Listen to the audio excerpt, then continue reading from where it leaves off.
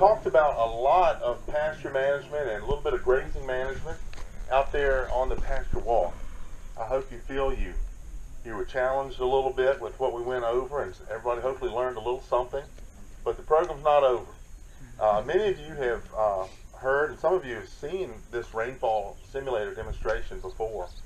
But I was really glad the district invited us in to do this. But you know, on your farm, just like every farm, there are certain areas that are probably more productive, and certain areas that are somewhat degraded and somewhat or restricted in growth for different reasons. But as we've talked about out here with Peanut, he's got certain areas just like what's behind us, and naturally you see a difference in the condition of this just visually looking at it versus the pasture we were in as part of his overall rotation. And but what we all get focused on is what we see on the surface with our eyes. But beneath that surface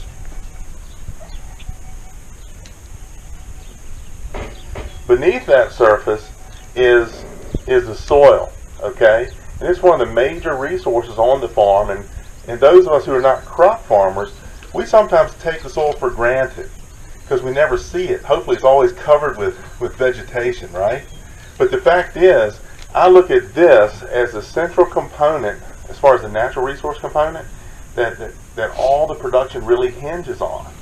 Okay, this is where the soil is where the plants, through the roots and the air and the moisture, all come together to feed this crop we call forage. All right, so if our soil is restricted in its performance or its overall health in some way, then it's going to reduce the productivity of your forage, reduce the productivity of the animals that you are raising in your livestock system. So it's imperative not only that we look at the fertility level, as we talked about out in the pasture, but what else maybe in the way that you're managing your livestock on your pasture, how might that impact the soil underneath the forage? What do y'all think? Are there zones in your pasture system? 5 different treatments here.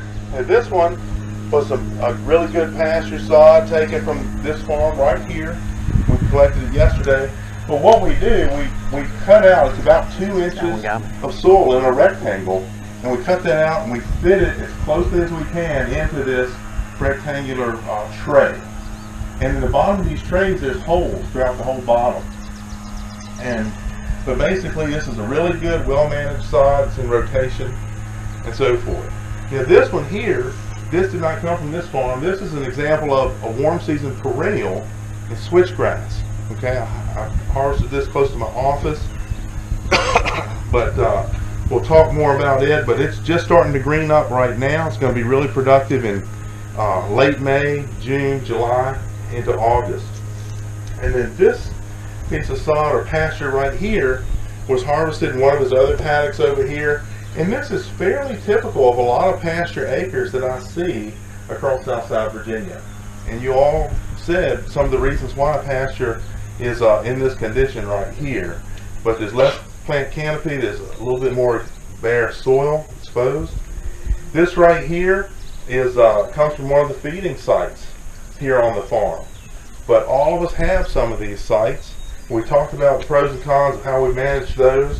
But we're going to see what happens in this intense rainfall event with that. Now this right here is just bare soil. Now, hopefully, we don't have a whole lot of acreage in a grazing situation that's bare soil, but sometimes we have spots. Okay, there's a spot right here behind me, just a heavy or high traffic spot. So often we'll have small areas like this, but in some cases, if you're renovating a pasture, maybe you're smoothing ruts out that were never smoothed out before when it was first brought into production. Some people, have a reason, it's justifiable, to till that pasture in that renovation process. So this is going to be an example kind of that.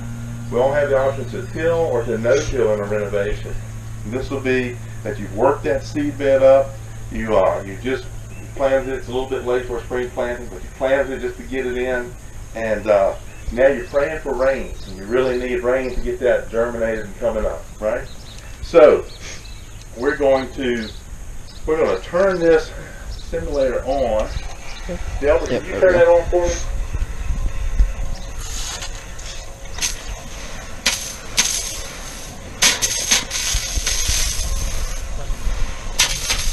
Now, we're going to let this run a few minutes and talk a little more, but when we get into that hot summer season and our cool season grasses and legumes start to shut down, water or soil moisture becomes the limiting nutrient as far as plant growth. If we can get a little bit of rainfall and a thunderstorm, and obviously this is replicating an intense rainfall event right here. But do you think it ever rains this hard in short bursts? Yeah, absolutely it does. And so when we get that rainfall in, let's say mid-July, when things are shutting down, it's critical that you be able to harvest that rainfall. Rain is one nutrient that you don't have to pay for as a grass farmer. All right? Sometimes you have to put down fertilizers for the other nutrients, but rainfall is one nutrient you don't have to pay for.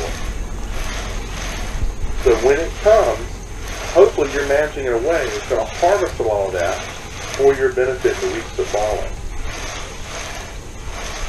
You're already starting to see some differences there in the different treatments we've got set up.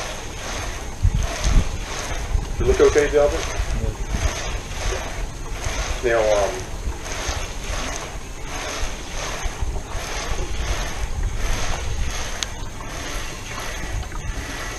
it surprises me, Carl, still to ride through the countryside and see some fields that are worked up and discs that maybe I haven't seen in years, but some of the, herbicide-resistant weeds are causing some farmers to change their rotation and have to disc some. Not as much in Virginia yet, but there's a tremendous amount of soil that we have the potential to lose when we have large areas disked and worked and so forth. But you're already starting to see a little bit of difference as far as runoff. And some of these treatments may surprise you.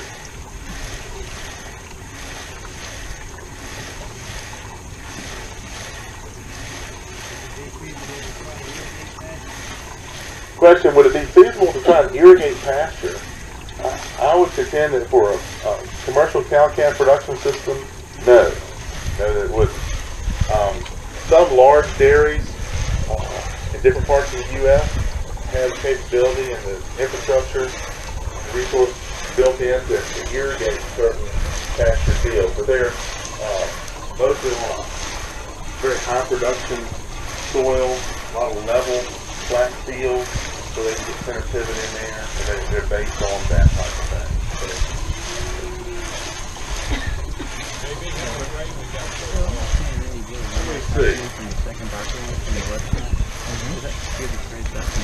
It's like an inch and 2/10 so far. That's, what would this be, a 500-year storm event, Carl? Something serious, isn't it? But again, sometimes we'll get a burst of a storm that just flushes everything, and it's over in 5 minutes, right? We're starting to see a little more difference. But look at that manure, the second treatment from this end. We're seeing a little bit of runoff from that. And that was harvested right over here from yesterday. There's a potential for a lot of nutrients in those concentrated areas to move. But so far, why do you think we're not seeing much runoff from that manure type of area? Peanut says it's spongy. It is spongy.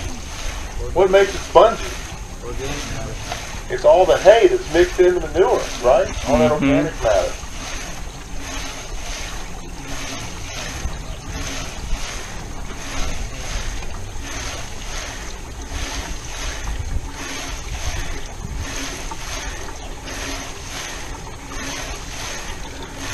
All right, Delbert, if you would, cut it off for us.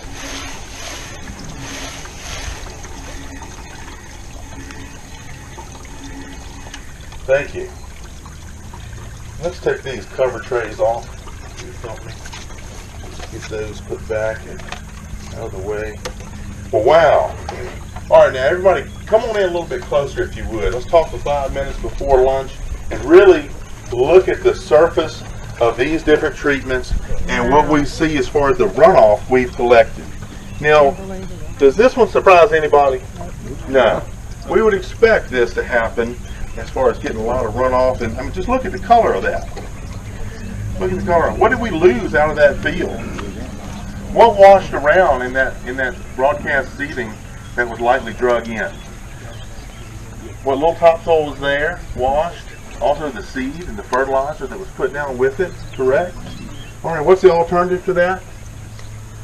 What could we have done differently in a way of renovation?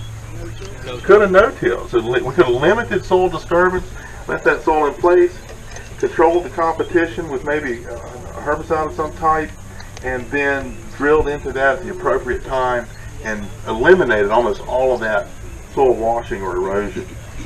Now, if you come over and you look closely, you can see the pedestals of the soil underneath the rocks that were protecting some of that soil right there. And you can see the tremendous erosion that we lost there. Now, moving on over here to this one. Is this surprising? When you really think about it, is that a little bit surprising? It surprised me the first time I saw that happen, because we know there's concentrated nutrients in that, right? And if it's staying in place, okay, if it's not on a real drastic slope, this right here is actually set up with about a 20% slope, okay? So this is heavy enough. On the surface, when you're looking at it, you can see where it washed. You can see some of this material settling out here, but we don't have a whole lot of runoff yet. Now, we did put, what is it, almost 2 inches of heavy rain on it at one time. If this was already saturated from a day of real slow rain, and then we had a real hard downpour, do you think it would have washed more? Yeah. I agree. And with that, you know, we got some murky water, but what's in that water right there? That's money in that water, right? Because the manure is full of nutrients that we need on our productive pasture land. So, one way of minimizing this is like Peanut's done out here in this pasture. He's isolated the area, and I'm sure after a heavy feeding time, he goes in and collects that, spreads it. But what's another method that a lot of farmers across the state are doing now as far as feeding hay? A lot of people are unrolling their hay. How many people unroll their hay? Let's see a show of hands. Okay, and then the pros and cons with this. Obviously, we're going to lose a little bit as far as all of it's not going to be eaten by the livestock. But what does it do that really helps you as far as nutrient management? It distributes the hay and the manure and the urine nutrients from the livestock across the pasture. The land lays well where it's not in the bottom. It's going to collect a lot of water. It's not in a draw or a little valley that's going to flush those nutrients into a stream. But if it's on a nice hillside or side slope, it's gentle. You know, it typically makes a wonderful opportunity to unroll that hay methodically every couple of days, just parallel to the last strip, till you get over the entire pasture. There's a person I've seen do that as well as anybody, and that's Delbert Southall right here standing next to me. About 8 years ago, he took me to his farm and showed me what he was doing, and he has perfected that process. So that's one way that we can minimize it. There'll always be some concentrated areas, but that was kind of eye-opening to me. A lot of it's going to be a sponge and soak up right there. A sponge in December does what for a feed area? It makes it messy, right? It further complicates the feeding process. Now, how about this one in the middle? Look at that. This is somewhat of typical overgrazed, overstocked pasture with slow spring growth this year, and everybody wanting to get the cattle out on it. But look at the amount of volume of runoff in that heavy storm event.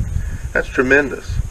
You know, we've been fortunate so far in the last month. We've had several rain events that have really gotten our grass to start to grow, and finally, I say finally, we've gotten some warm nighttime temperatures, and hopefully things are really going to grow fast now. But what we're going to need 2 weeks from now is all this right here stored in the soil beneath that pasture to keep things growing past that. Because you get 5 days that weather like today with a light breeze, upper 80s, nothing dries out the soil quite as fast as that combination. So look at that. So in addition to that water, which I would argue is probably the single greatest limiting factor to our pasture growth, we've also lost a little bit of topsoil.